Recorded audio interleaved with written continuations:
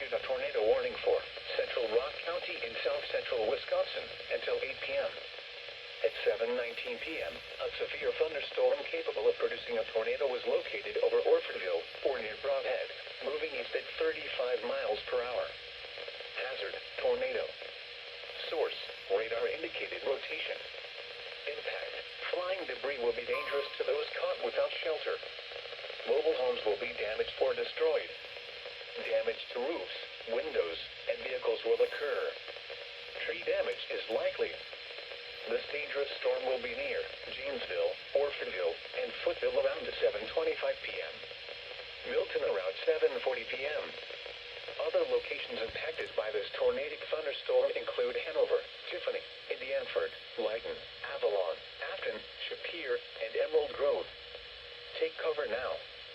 Move to a basement or an interior room on the lowest floor of a sturdy building. Avoid windows. If you are outdoors, in a mobile home, or in a vehicle, move to the closest substantial shelter and protect yourself from flying debris.